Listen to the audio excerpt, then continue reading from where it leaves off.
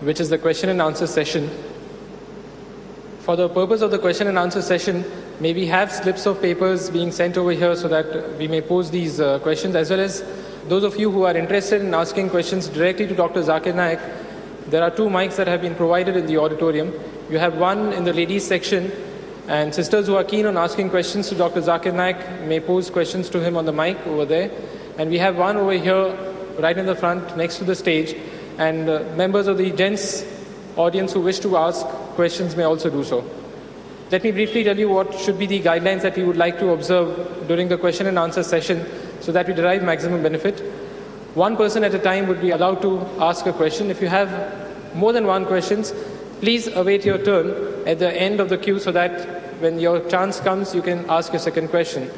After you have asked the question, please do not go back to your seat. Remain standing at your position so that Dr. Zakir Naik can address you while answering your question. May we have the questions over here so that we can begin soon, please? Please, sister, may we have your first question? Okay. Assalamu alaikum. In an attempt to promote Islam, is it all right to quote from the translations of the Quran? And if so, how do we know which translations are authentic? The sister asked a question that while promoting Islam, giving the message of Islam, can we quote the translation of the glorious Quran? And if we have to do, then how do you know which is authentic? Sister, there are various translations available in the languages. As I told you, approximately 100 or a little bit more than 100. What you have to do, sister, a person who's an expert in both the languages, Urdu and Arabic, you have to ask the person who's well versed in both the languages, which is a better translation. The best, what I always say, that if every Muslim knows Arabic as a language himself, that's the best. So he himself can judge what is right, what is wrong. He himself can get the message of the Quran directly and then propagate amongst the people. But since I know that 80% of the Muslim world doesn't know Arabic, what you can do is that you can ask the person who's an expert in that field, who knows that language, maybe Malayalam or maybe Tamil, whatever language it is, and Arabic, and see whether it's right or wrong. And those people are well versed in both the languages, they will be able to tell you which translation is correct. Or you can compare the various translations that you have. If there are more than one, if there are 10, you can compare, and you'll find that majority of the places, they are common. In some places, there are difference of opinion. So when the basis of difference of opinion arises, that time you can go and ask a person who's well versed in both the languages, which is more correct. And a person who has knowledge of the Sahih Hadith also. Besides having knowledge of the Quran, many times the commentary of the Quran is given in Sahih Hadith. So a person who's well versed with Quran and Sahih Hadith, he will be in a better position to explain to you that which commentary is better and which translation is better. Hope that answers the question. We have received certain slips of questions over here. The first question that is posed to Dr. Zakir Naik is that the media always portrays Muslims to be very ruthless and barbaric. And one of the instances that they quote very often is the slaughtering of animals. Why do Muslims slaughter the animals in a ruthless manner by torturing it slowly and painfully killing it is a common question that a lot of non-Muslims writers portray in the media. How does one answer this onslaught? The brother posed a question, and it's a good question, that the media and non-Muslims, they portray Islam as a ruthless religion, as a merciless religion, and they quote an instant that why do Muslims, when you all kill the animal, when you want to eat the animal, you all slaughter in a particular fashion, so ruthlessly, you all torture him slowly and you make him die slowly and so painfully. Why not directly in one shot, one jhatka finish? Why are you all so ruthless? And one, there's an argument going on between a Muslim and a Sikh. You know, a Sikh is a person who comes mainly from Punjab, you know. They start from there. Sikh is a person who wears the turban. They are Sikhs. We have approximately 2% of Sikhs in India. So once a Muslim brother of ours and a Sikh was having a discussion. And the Sikh was saying, oh, you Muslims, you all are ruthless people. You all torture the animal painfully. Why don't just give one jhatka and finish the animal is dead? Why kill the animal so mercilessly? So our Muslim brother, he replied, that see, you Sikhs, you are a coward people. You are attacked from behind. Muslims, we are mard ka bacha. We are attacked from the front. This was a battle of wits. It's not the right answer. It's a battle of wits. He didn't know, so he said, oh, you are a coward people, attacking from behind. We are mard ka bacha. We are brave, courageous. We are attacked from the front. That's not the answer why the Muslims slaughter. That he was using his hikmah. The reason that we Muslims do zabiha is the Arabic word for the Islamic way of sacrifice, of slaughtering, is zabiha. Is during zabiha there are certain conditions that the knife should be sharp, and the cut should be quick and various conditions. And amongst them, the main is that you should take the name of Allah, and you should even cut the windpipe and the vessels of the neck. The jugular veins and the arteries out here should cut. The reason that we cut the windpipe and the jugular veins and the vessels of the neck is because when we cut, we should see to it that we don't damage the spinal column. Only cutting the front part, the animal is yet alive. The heart is yet pumping. So when the animal is yet alive and the heart is yet pumping, the majority of the blood flows out of the body of the animal. Majority of the blood.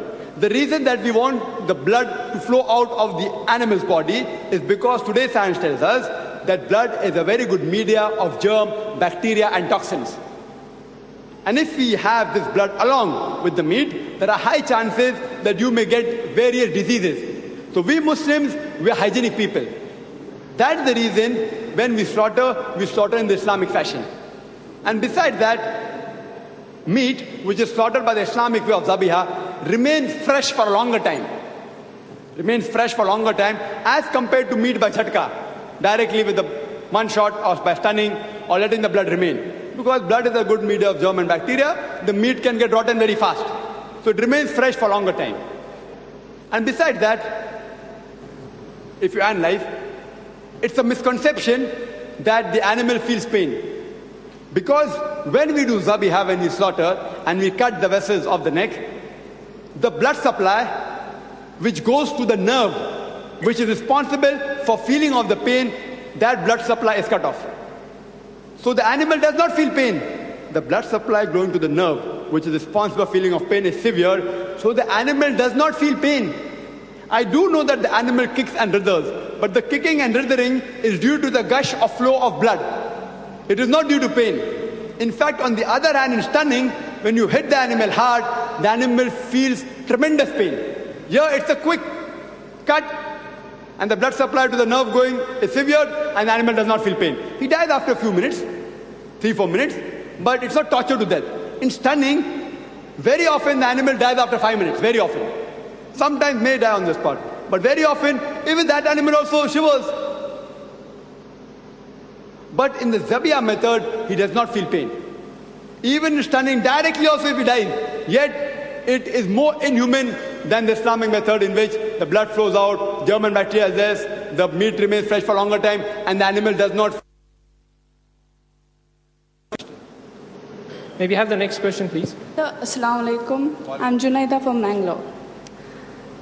Some Maulvis say that journalism is not a good profession for Muslims. They say it consists more of ghibat, which Islam does not permit. But brother, even I'm unhappy to say that those are the one who does not, those are the one who do not forget to read the rumors page when they have the paper in their hand. The sister has posed the question that some of the Maulvis say that journalism is not a good profession because it consists of ghibat, and besides that, these are the same people who, when read the newspaper, they read the newspaper of humor or rumors, whatever it is. So isn't these people are contradicting? Sister, journalism is of various types. Why do those Maulvis read, whether they read or not, I don't know, sisters. Whether the Maulvis read rumor or don't read rumor, I'm not aware of that. You can ask, each individual Maulvi is a different person, so you can't just blame all Maulvis together. You can't paint all the people with the same brush. I don't know which Maulvi you are referring to. But coming to the first part of the question, that some people say that journalism involves ghibat. Sister, journalism is of various types. You have genuine journalism, yellow journalism where you simply malign people. You have journalism which is good. And you have to follow the basic guidelines of the Quran, which says in Surah Isra chapter 17, verse 81, وَقُلْ جَاءَ الْحَقُّ وَزَاقَ الْبَاطِلِ إِنَّ الْبَاطِلَ كَانَ زَهُوقًا. When truth is heard against falsehood, falsehood perishes. For falsehood is by its nature bound to perish. So if you are doing journalism, see to it that you always speak the truth. I do know the Quran says ghibat is wrong in Surah Humazah chapter 104 verse number 1. وَيْلُلْ لِكُلِّ هُمَزَةٍ لُمَزَةٍ. Woe to every kind of scandalmonger and backbiter. The Quran says in Surah Hujurat chapter 49 verse number 11 and 12 that do not backbite. If you backbite, it's as though you're eating the meat of a dead brother. I do know backbiting is wrong. So in journalism, you don't have to backbite, sister. And one more thing is there, that what is made public, suppose a person does something evil, and if you warn the people that this person is a bad person, that's not called a backbiting. If you call it backbiting, I would say that type of backbiting is allowed in Islam. Where if you're warning someone, for example, the hadith of beloved Prophet which says that somebody comes to ask you that you want to marry so-and-so person, and you know the background of that person, you say, no, that boy is not good, he has alcohol. If that's called backbiting, that type is allowed, because you're warning the persons against certain harm. So if you're warning the people of the ummah against certain harm of certain person, this type is allowed in Islam. So in journalism, if it's the truth, and you warn the people against some calamity, against certain evil, Islam gives you permission. But don't write wrong things just to earn money.